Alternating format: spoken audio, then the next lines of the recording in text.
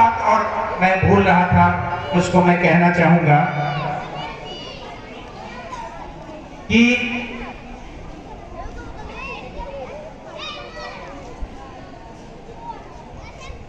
विद्यालय के स्तर पर हम सब की जो जिम्मेदारी है वो बच्चों को शिक्षा और संस्कार देना है।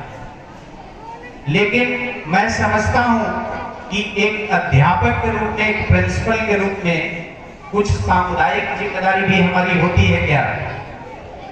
जरूर होनी चाहिए। और ये जिम्मेदारी का निर्वहन पिछले सत्र में हम लोगों ने किया। हमारे विद्यालय की एक बच्ची रोशनी देवी, रोशनी आई है क्या? रोशनी यहां पे आ जाए मंच पे। और रन्नो देवी, रन्नो भी अगर आई हो तो वो भी मंच पे आ जाए।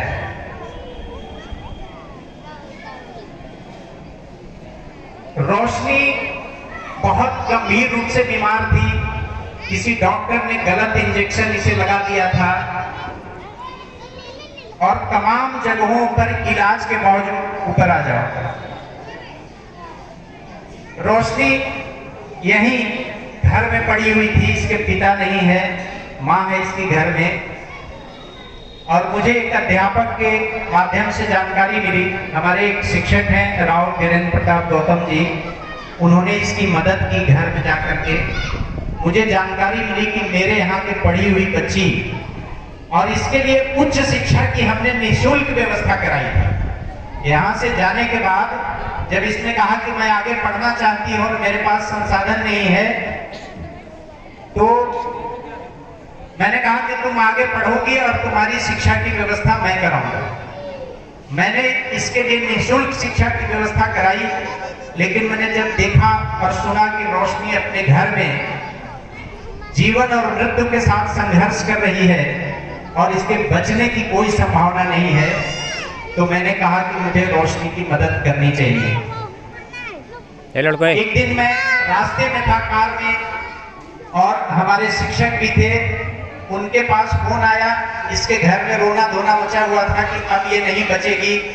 तो मैंने उनसे पूछा कि क्या हुआ, तो कहा सर रोशनी लगता है आज नहीं बचेगी। मैंने गाड़ी रोकी वहीं पे और रोक करके सबसे पहले मैंने यहाँ के प्राथमिक स्वास्थ्य केंद्र के प्रभारी को फोन किया। हमने कहा कि आप इलाहाबाद मेडिकल कॉलेज भेजने के लिए क्या एक एम्बुलेंस की व्यवस्था करा सकते हैं? कहा सर आप कोई एम्बुलेंस बुलाइए और पहले मेरे यहाँ रेफर कराइए उसको, मैं उसको सीधे मेडिकल कॉलेज के लिए रेफर करूंगा। मैंने तुरंत एम्बुलेंस का नंबर क्या है बच्चे, कितना है? 107 8, मैं भूल गया था। 108 पर फोन करके मैंने एम्बुलेंस बुलाया इसके घर पे और पीएचसी भेजा। और पीएचसी से डॉक्टर से मैंने कहा कि आप फतेहपुर रेफर नहीं करेंगे, जबकि उनको यहीं रेफर करने का पावर है। मैंने कहा आप इलाहाबाद मेडिकल कॉलेज रेफर करिए।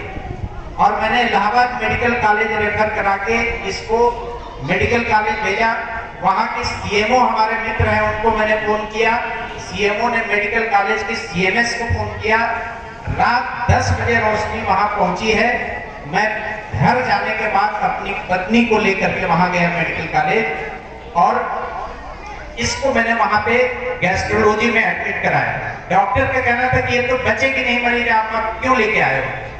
हमने कहा जब नहीं बचेगी इसीलिए तो आपके पास लेके आए हैं कि आप बचा दो इसे। और उन्होंने इसको एडमिट किया। मैं बच्चों को धन्यवाद देना चाहूंगा। जब मैंने प्रेयर में अपने बच्चों से कहा कि हमें रोशनी को बचाने के लिए कुछ आर्थिक मदद की जरूरत है और क्या आप सब कुछ पैसे दे सकते हो, केवल उतने पैसे देने हैं जितना आप जेब खर्च लेकर के आते हो। गांव के बच्चे हैं, कोई 10-5 रुपए से ज्यादा लेके नहीं आता हो। सारे बच्चे कोई 10, 20, 50 जितने पैसे जेब में बैग में पड़े हुए थे सारे बच्चों ने निकाल करके अपने क्लास टीचर को दे दिए और एक दिन में 24,000 रुपए जो है हमारे शिक्षक साथियों ने, उनको भी मैं धन्यवाद देना चाहूंगा।